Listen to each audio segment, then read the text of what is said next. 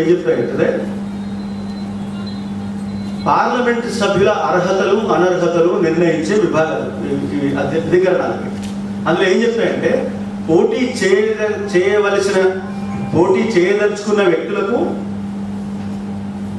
గెలిచి సభ్యులుగా కొనసాగుతున్న వ్యక్తులకు ఒకే విధమైన అనర్హత సూత్రాలు ఉండాలి, ఒకే విధమైన అనర్హత నియమాలు ఉండాలి, అర్హత నియమాలు ఒకే రకంగా ఉండాలి అని ఆర్టికల్ 102, 192 చెప్తున్నాయి. కావాలంటే నా దగ్గర ముందు చిన్న పుస్తకం ఉంది, అవన్నీ చదివి చెప్తే క్లాస్ సెపరేట్ ఉంటుందని చెప్పట్లేదు, దాని సారాంశం చెప్తున్నా. ఇందులో ఉంది. అంటే ఏంటండి, ఇద్దరి అర్హత అనర్హతలో తేడా ఉండకూడదు. పోటీ చేస్తున్న వ్యక్తులు, గెలిచిన వ్యక్తులు ఒకే రకమైన అర్హతలకు అనర్హతకు లోబడి ఉండాలని చాలా స్పష్టంగా ఒక నియమం ఎప్పుడు 1950 నుంచి ఉన్నది. 1950లోనే రిప్రజెంటేషన్ ఆఫ్ పీపుల్స్ యాక్ట్ చేసింది, ప్రజా ప్రాతినిధ్య చట్టం. అందులో సెక్షన్ 8 పెట్టారు. సెక్షన్ 8 పెట్టి ఖచ్చితంగా ఈ నేరాలు చేసిన వాళ్ళకి అనర్హత వస్తుంది, 2 సంవత్సరాలు శిక్ష పడిన వాళ్ళకి అనర్హత వస్తుంది అని చాలా స్పష్టంగా, చాలా బాగుంది సెక్షన్, అద్భుతంగా ఉంటుంది. 84 అనేది ఒకటి ఇంట్రడ్యూస్ చేశారు. ఎవరు మంచి గొప్ప మేధావి ఆయన, ఎవరు మనమంతా విద్యావంతులు అనుకుంటాం కానీ మనకు మించిన విద్యావంతులుగా ఢిల్లీలో ఉంటారు కొందరు, ఎవరో మనకు తెలియదు. ఆయన ఏం చేశాడు తెలుసా, గెలిచిన ఎమ్మెల్యేలు మాత్రం 3 నెలల్లో అప్పీల్ పోతే ఆ అప్పీలు ముగిసేదాకా వారికి అనర్హత అంటదు అని ఒక అంటని ప్రొవిజన్ ఒకటి పెట్టారు. అది 84. ఇది స్పష్టంగా 192కి 102కి విరుద్ధం, చాలా స్పష్టం contradiction. Anybody who can read these provisions together will understand. కానీ మనం ఎప్పుడు చదవలేదు వాటిని, రెండింటిని కలిపి మనకు అర్థం కాలేదు. ఇట్లా ఉంటుంది, ఇది కరెక్ట్ కావచ్చు, అది కరెక్ట్ కావచ్చు అని ఒక అసంప్షన్స్ లో మనం వదిలేస్తాం, అన్ని ప్రెజెంట్ చేస్తాం, కరెక్టే కావచ్చు. ఇట్లా రాజ్యాంగంలో ఉండగా ఎట్లా వ్యతిరేకిస్తారు చెప్పండి, కానీ మన వాళ్ళకి వాదిస్తారు, వాడు అదేం చేస్తారు. సరే, ఈ విషయం ఎప్పుడు తెలిసింది, ఆ ఇద్దరు ఎవరో పబ్లిక్ ఇంట్రెస్ట్ లిటిగేషన్ ఫైల్ చేస్తే, పబ్లిక్ ఇంట్రెస్ట్ లిటిగేషన్ అనేది లేదనుకోండి ఈ విషయం బయటకు వచ్చి ఉండేదే కాదు. So thanks to public interest litigation. ఆ పబ్లిక్ ఇంట్రెస్ట్ లిటిగేషన్ వల్ల ఈ విషయం బయటకు వచ్చిన తర్వాత 2004లోనండి ఇది బయటకు వచ్చింది. 2004లో ఆయన చాలా స్పష్టంగా ఈ వైరుధ్యాన్ని తీసుకొచ్చి పెట్టినారు ఆ ఇద్దరు పిటిషనర్స్. తీస్తే ఆ సుప్రీంకోర్టుకి తీరిక ఎప్పుడు దొరికిందంటే మొన్న దొరికింది. మన అదృష్టం కొద్ది మొన్న తీరిక దొరికింది. ఏంటంటే 2004కి 2013కి 9 సంవత్సరాలు మాత్రమే గ్యాప్. 9 years తర్వాత ఏం చెప్పింది, అరే ఇంత స్పష్టంగా 192, 102 ఉన్న తర్వాత ఏమిటా 84 చల్లదు అని కొట్టి పారేస్తే ఇంకా మనం దాని గురించి చర్చిస్తున్నాం. ఈ విషయం తప్ప మీదైనా చర్చిస్తున్నాం మనం. మీరు చెప్పండి, నాకు ఎవరైనా తెలుగు పత్రికల్లో ఈ ఆస్పెక్ట్స్ రాసిన ఇంతవరకు రాయాలి. నేను రాసిన ఆర్టికల్ పెండింగ్ ఉంది, ఎప్పుడు వేస్తారో నాకు తెలియదు. సో అట్లా ఉందన్నమాట పరిస్థితి. స్పష్టంగా వైరుధ్యం ఉంటే కూడా, మనకి ఇంగ్లీష్ వచ్చినా కూడా, మనం అర్థం చేసుకున్న తర్వాత కూడా, సుప్రీంకోర్టు ఒప్పుకున్న తర్వాత కూడా 9 సంవత్సరాల తర్వాత కానీ అది కొట్టివేయబడదు. అది మన పరిస్థితి. Just we do not know anything about it. అట్లాగే ఇంకోటి తీసుకోండి, section 32(6) of representation of peoples act. అదే మీకు మన చట్టాలను మనం ఎట్లా ఉల్లంఘిస్తామో, ఈ పెద్ద పెద్ద రాజకీయ పార్టీలు అన్ని కలిసి ఎట్లా ఉల్లంఘిస్తాయో చెప్తున్నాను. 32(6)లో ఏముందంటే, జైల్లో ఉన్న వ్యక్తి, పోలీస్ కస్టడీలో ఉన్న వ్యక్తి, జ్యుడిషియల్ కస్టడీలో ఉన్న వ్యక్తి, శిక్షలు పడిన వాడు కాదు, జ్యుడిషియల్ కస్టడీలో ఉన్న వ్యక్తి, జైల్లో ఉన్న వ్యక్తి, పోలీస్ కస్టడీలో ఉన్న వ్యక్తి ఓటు వేయడానికి వీల్లేదు అని చెప్పాడు. ఓటు వేయడానికి వీల్లేని వాడు పోటీ చేయడానికి వీల్లేదని సెక్షన్ 3లో 4లో ఉంది. ఈ రెండు కలిపి చదివితే ఈజీగా అర్థమైపోతుంది మనకు, వీడు జైల్లో ఉన్నవాడు పోటీ చేయడానికి వీల్లేదు, చాలా స్పష్టంగా. ఇప్పుడు మన స్పాట్ ఫిక్సింగ్లో ఒక క్రీడాకారుడి మీద కేసు పెట్టారు, క్రికెట్ క్రీడాకారుడి మీద. వాడికి పెళ్లి ఫిక్స్ అయ్యింది, స్పాట్ ఫిక్సింగ్ ముందే పెళ్లి ఫిక్స్ అయ్యింది. కానీ వీడు పెళ్లి పోవాలి కదా, పెళ్లి పోవాలంటే నువ్వు స్పాట్ ఫిక్సింగ్ చేసినావు కనుక నీ మ్యాచ్ ఫిక్సింగ్ ఇప్పుడు కుదరదు, జైల్లో ఉండని చెప్పింది కోర్టు చట్టం. అయితే కోర్టు కూడా మళ్ళీ అప్లికేషన్ పెట్టుకున్నాడు, బెయిల్ ఇవ్వండి, నేను పెళ్లి చేసుకొని వచ్చేస్తాను, మళ్ళీ జైలుకి వచ్చేస్తా, పెళ్లి చేసుకుని వెంటనే వచ్చేస్తే మీరే మరీ అవుతుంది, నేను అక్కడే ఉండిపోను అని ఏదో కన్విన్స్ చేశాడు కోర్టు. చేస్తే అప్పుడు బెయిల్ ఇచ్చింది కోర్టు. బెయిల్ ఇస్తే పోయి పెళ్లి చేసుకున్నాడు, బెయిల్ రద్దు చేసి మళ్ళీ వచ్చి జైలుకి వచ్చాడు. అంటే ఏంటి, నీకు నిజానికి పెళ్లి చేసుకునే హక్కు అందరికీ ఉంది కదండి, పెళ్లి చేసుకునే వాళ్ళకి తప్ప అందరికీ ఉందని అంటే ఒప్పుకోండి. పెళ్లి చేసుకొని ఏబుల్ బ్రహ్మచారికి పెళ్లి చేసుకునే హక్కు ఉంది కదా, అయినా వాడికి లేకుండా పోయింది ఆ స్పాట్ ఫిక్సింగ్ చేసిన వల్ల. మరి వీడు ఏదో నేరం మర్డర్ గిడ్డరో చేసి జైల్లో ఉన్నవాడు, రేపులు చేసి 420 కేసులు చేసి జైల్లో ఉన్నవాడు తగుదనమాన ఓట్లు ఎట్లా వేస్తాడు, తగుదనమాన పోటీ ఎట్లు చేస్తాడు? ఇది సమస్య. ఈ చిన్న పాయింట్ మనకి అర్థం కాలే ఈనాడు. మళ్ళీ సుప్రీంకోర్టు లేపి ఇది కుదరదు బాబు, ఇది చెల్లదు అని చెప్పేదాకా మనకు అర్థం కాదు. అంటే ఏంటంటే మన రాజ్యాంగంలో ఉన్న విషయాలను, చాలా సింపుల్ లీగల్ ఆస్పెక్ట్స్ని కూడా మనం పాటించకుండా, అర్థం చేసుకోకుండా, అమలు చేయకుండా, దానికి వ్యతిరేకంగా ఉండే నియమాలను ఎత్తుపెట్టుకుని పోషిస్తూ, మోస్తూ, సఫర్ అవుతూ మనం ఈ భరిస్తూ ఉన్నాం. వీటికి వ్యతిరేకంగా పోరాడే లోకము లేనేలేదు. ఎవరో ఒక త్రిలోచన శాస్త్రి, ఎవరో ఒక పబ్లిక్ ఇంట్రెస్ట్ లిటిగేషన్ వాళ్ళు వచ్చి కేసులు పెడితే తప్ప ఈ విషయాలు బయటకు అర్థం కాకుండా పోతున్నాయి. ఇప్పుడు ఏం తెలిసినా వాడు ఎంత చేసి కూడా ఇప్పుడున్న వాళ్ళకి ఇది వర్తించదు. ఇప్పుడున్న వాళ్ళకి వర్తించదు. ఎందుకు వర్తించదు అంటే వాళ్ళకి 84 ఉన్నది కనుక, 84 ఉంది కదా అని మేము పోటీ చేసాం అనే ఒక వాదం ఉంటుంది కనుక ఇప్పుడున్న వాళ్ళకి వర్తించదు. సరే, ఇది ఎప్పుడు నవంబర్లోనే ఎప్పుడో ఇది ఎన్నికలు పెట్టేస్తే వీళ్ళందరూ పోతారు. ఇప్పుడు కొత్తగా మళ్ళీ పోటీ చేసే వాళ్ళకి మాత్రం ఖచ్చితంగా ఉంటుంది. అందుకని ఈలోగానే వాళ్ళు ఆర్డినెన్స్ పాస్ చేయాలని, రివ్యూ చేయాలని ఏవో ప్లాన్లు వేసుకుంటున్నారు ఆల్రెడీ. వాళ్ళందరూ సమైక్యంగా హైకమాండ్ లోకమాండ్ ఏం లేకుండా అందరూ కలిసి వీటిని ఏర్పాటు చేసుకునే ప్రయత్నాలు వాళ్ళు చేస్తున్నారు. సమాచార హక్కు చట్టం కిందకి రాకుండా ఒక ఆర్డినెన్స్, మేము నేరస్తులమైన అప్పీల్ సుప్రీంకోర్టు రుజువు చేసినా సరే, రేపు పొద్దున మాకు ఉరికొడుతున్నా సరే నాకు ఎంపీగా ఎలక్ట్ అధికారం ఉందని ఒక చట్టం చేసుకుంటారు వాళ్ళు. మనం ఇటువంటి వింతలని చూడబోతున్నాం త్వరలో. ఈ 2-3 నెలల్లో ఆర్డినెన్స్ వస్తాయి. అన్ని వరుస ఒక ఆర్డినెన్స్ 2 ఆర్డినెన్స్లు వస్తాయి. లేదా ఒక రివ్యూ పిటిషన్, ఇంకో రివ్యూ పిటిషన్ పడితే మళ్ళీ మనం సుప్రీంకోర్టు పోయి కొట్టేయమంటే వాళ్ళు 9 ఏళ్ళు తీసుకోకుండా 9 నెలల్లో కనుక చేస్తే మన అదృష్టం బాగుండి మనం వీళ్ళని ఆపడానికి వీలవుతుంది, లేదా ఆపడానికి వీలేదు. అంటే రాజ్యాంగబద్ధమైన పరిపాలన ఇవ్వడానికి రాజ్యాంగాన్ని ఉపయోగించుకుంటూ రాజ్యాధికారం చేయించుకుంటున్న రాజకీయ పార్టీలకే ఇష్టం లేని రోజుల్లో తెలంగాణ డిమాండ్ రాజ్యాంగ విరుద్ధం అని వాళ్ళు అంటూ ఉంటే, ఆ ఉండవల్లి ఆయన పేరేమిటి, ఆయన ఏమి చెప్తున్నాడు, రాజ్యాంగం మనం ఎదుగు రాజ్యద్రోహులు అని. ఆ ఊళ్ళో వాళ్ళంతా నిజమే తెలంగాణ వాళ్ళు ఎంత ద్రోహులు అని చెప్పడం కొడుతున్నారు. వాళ్ళు తెలియదు పాపం వాళ్ళకి. అక్కడ పోయి చెప్పాలంటే మనం చెప్పనిస్తారో లేదు, ఆత్మీయరథం మీద ట్యాక్స్ కూడా చేస్తున్నారు, మనకు తెలియదు. అంటే ఇంత అపోహలు సృష్టిస్తున్నారు, ఎన్ని అబద్ధాలు వ్యాప్తం చేస్తున్నారంటే ఇది 100% కాన్స్టిట్యూషనల్ డిమాండ్, 100% రాజ్యాంగబద్ధంగా ఇవ్వగలిగిన demand.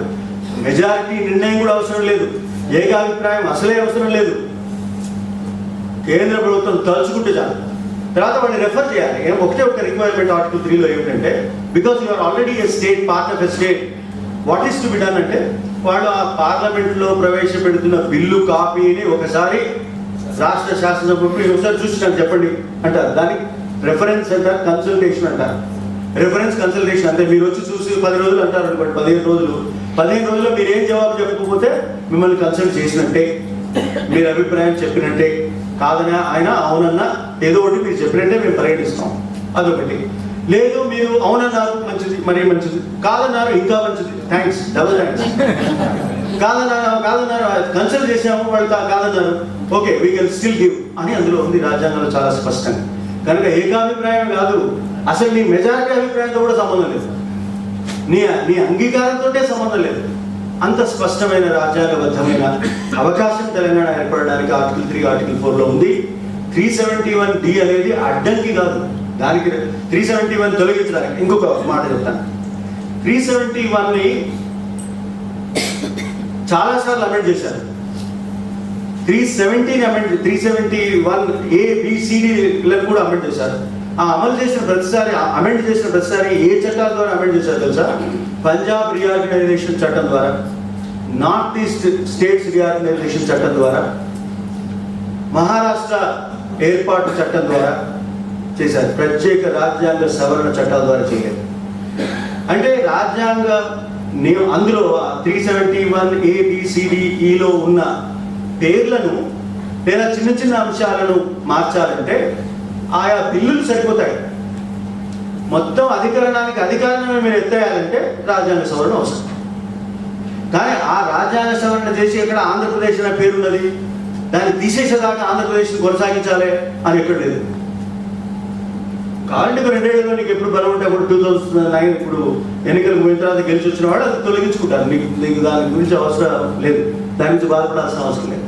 Without looking in to 371D you can still give Telangana. అది మనకు చట్టపరంగా ఏ అడ్డంకులు లేవు అని చెప్పడానికి నేను ఇవన్నీ వివరాలు చాలా స్పష్టమైన సెక్షన్లతో ఆర్టికల్స్తో మీకు చెప్తున్నాను.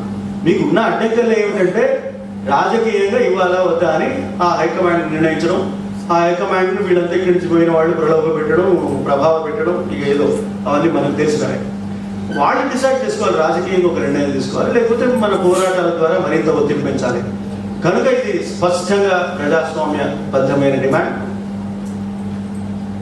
రాజ్యాంగానికి లోబడిన డిమాండ్, అభిప్రాయ వ్యక్తీకరణను వాడుకునే డిమాండ్, ప్రజాస్వామ్యంలో ఖచ్చితంగా వెనుకబడిన వాళ్ళు అడగవలసిన డిమాండ్, అడగకపోతే తప్పుపట్టాలి, అడగవలసిన డిమాండ్, రాజ్యాంగబద్ధంగా ఇచ్చి తీరవలసిన అవకాశాలున్న డిమాండ్. రేపు పొద్దున ఈ డిమాండ్ని కన్సీడ్ చేస్తూ కేంద్ర ప్రభుత్వం హైకమాండ్ కనుక తెలంగాణ ఇస్తే ఇప్పుడు నేను చెప్పిన అంశాలను వాడుకుంటూ ఇస్తుంది, ఇంకొక మార్గమే లేదు. ఇది ఒక భాగం. ఇంకొక చిన్న ఆస్పెక్ట్ నేను చెప్పేసి ముగిస్తాను. అదేమిటంటే ప్రజాస్వామ్యబద్ధంగా సాగుతున్న ఉద్యమాల పైన ఈ రకమైన అణిచివేత, ఈ రకమైన ద్వేషపూరితమైన దమనకాండ, ఇది రాజ్యాంగబద్ధమా, అది చర్చించాల్సింది. ఇప్పటికే నేను ఒక మాట చెప్పాను, తెలంగాణకు ₹1 ఇవ్వను, మీరు ఎంత కీపెట్టినా అరిచి కీపెట్టినా సరే ఉక్కును తరలించుకుపోతాను అనే మాటలే రాజ్యాంగ విరుద్ధం. ఒకటి. రెండోది, అరెస్ట్ చేయాల్సిన పద్ధతులు కొన్ని చాలా స్పష్టంగా సుప్రీంకోర్టు చెప్పింది. అరెస్ట్ చేయాల్సిన పద్ధతుల గురించి, వాటికి సంబంధించి సుప్రీంకోర్టు తీర్పుల ఆధారంగా, ఆ తీర్పులో ఉన్న అంశాల ఆధారంగా క్రిమినల్ ప్రొసీజర్ లాని బ్రహ్మాండంగా అమెండ్ చేశారు. మన న్యాయవాద వృత్తులకు తెలుస్తుంది. అమెండ్ చేసి చెప్పారు స్పష్టంగా, ఆ కాకి దుస్తులు వేసుకొని ఎవరు అరెస్ట్ చేస్తున్నారో తెలియజేసే నేమ్ ప్లేట్ తగిలించుకొని, నేను పోలీసుని, నేను ఈ కారణాల మీద నీకు వారెంట్ ఇస్తూ నేను అరెస్ట్ చేస్తున్నాను అని చెప్పి తర్వాత అరెస్ట్ చేయాలి. ఇవి జరగట్లేదని నేను మీకు ప్రత్యేకంగా చెప్పాల్సిన అవసరం లేదు. మీ జిల్లాలో చూసింటారు, కోదండరామ్ గారు కూడా సఫర్ అయినారు, అందరూ సఫర్ అయినారు. మన ప్రజాకోర్టు ఏర్పాటు చేసినప్పుడు ప్రతి వాడి కథ అదే. ఎవరు అరెస్ట్ చేస్తున్నారో కూడా తెలియదు.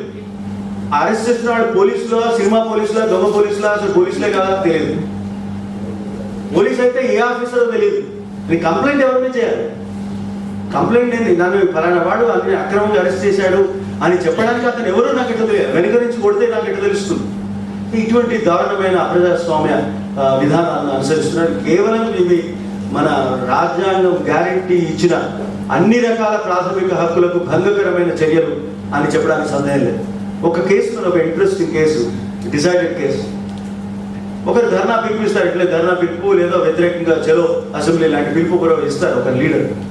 ఇస్తే అందులో ఇంపార్టెంట్ లీడర్స్ని ఒక జీప్ ఎక్కించుకొని పోలీసులు మఫ్టీలో పోలీసులు అన్నమాట, డ్రెస్సులు పోలీసు యూనిఫామ్స్లో ఉండదు, అది పోలీస్ జీప్ కాదు. అది ఎక్కించుకొని వాళ్ళని ఒక 25 కిలోమీటర్ల అవతల బస్సులు, రైళ్లు, లారీలు, ఆటోలు, స్కూటర్లు కూడా లేని ప్రదేశంలో వదిలేస్తారు. అక్కడి నుంచి 20 కిలోమీటర్లు నడిచి వీళ్ళు రాజధాని నగరం ఎక్కడైతే వీళ్ళు పిలిపించారో అక్కడ ధర్నా పిలిపించిన ప్రదేశానికి చేరడానికి, నడవడానికి సాయంత్రం అయిపోతుంది 6ంటికి. అప్పటికి బంధు అన్ని బంద్ అయిపోతాయి. అట్లా చేసి తెలుసు. ఇప్పుడు వాళ్ళు ఏం కేసు పెట్టాలి? కేసు పెట్టవచ్చా పెట్టకూడదా? వాళ్ళని అరెస్ట్ చేసినట్ట చేయనట్ట? వాళ్ళని నిర్బంధించనట్ట? వాళ్ళకి ఏదైనా హాని జరిగిందా? వాడి పౌర హక్కులు ఏమైనా భంగపడినా పడలేదా? మేమేమన్నా ఉంటే ఎక్కడ మేము కూర్చోబెట్టామా? వదిలేసిన రోడ్డు మీద మీరు you are free, you can go anywhere you want అంటే మరి ఎట్లా? అప్పుడు సుప్రీంకోర్టు ఒక జడ్జిమెంట్ ఇచ్చింది, వెరీ ఇంట్రెస్టింగ్ జడ్జిమెంట్. ఏమంటుందంటే, విధి లేక వారు నువ్వు నిర్దేశించిన సమయంలో, నువ్వు నిర్దేశించిన మార్గంలో, నీ ప్రణాళికలకు అనుగుణంగా వాళ్ళ ఇష్టానికి వ్యతిరేకంగా, వాళ్ళ స్వేచ్ఛకు వ్యతిరేకంగా నడవవలసి రావడం అనే పరిస్థితి ఏదైతే సృష్టించినో దాన్ని ఫాల్స్ ఇంప్రిజన్మెంట్ అనాల్సిందే, రాంగ్ఫుల్ కన్ఫైన్మెంట్ అనాల్సిందే. ఇది నువ్వు కాదు చేసిన wrongful confinement, so you are liable అని చెప్పింది సుప్రీంకోర్టు జడ్జిమెంట్. సరే, మనం రాజ్యాంగంలో స్పష్టంగా రాసిన నియమాలకే దిక్కులేదు. ఎవరికి అర్థం కాని తీర్పుల్లో ఏదో ఒక మూలన ఉండే ఒక వాక్యానికి అనుసరించి దాన్ని పాటించేవాడు ఎవడు ఉంటాడు? ఏ జడ్జిమెంట్ సార్? మాకు జడ్జిమెంట్ తెలియదు సార్. పోలీస్ ఆఫీసర్ చెప్పిన ఇది ఏమంటాడు ఆయన? ఏం సార్ ఇది? ఎక్కడ జడ్జిమెంట్ మాకెందుకు సార్? ఐపీసీలో ఉందో చెప్పండి, సిఆర్పీసీలో ఉందో చెప్పండి అంటాడు. అందులో లేదంటే ఇష్టం చేస్తాడు. అటువంటివి మనం ఇంకా ఇన్కార్పొరేట్ చేసుకోవాలి. కనుక ఉద్యమం మీద సాగిన అణచివేతలన్నీ, అరెస్టులన్నీ, ఇటువంటి అరెస్టులన్నీ, వారెంట్ లేకుండా చేసిన అరెస్టులని, ఎవరో తెప్పకుండా చేసిన ఆఫీసర్లు చేసిన అరెస్టులని,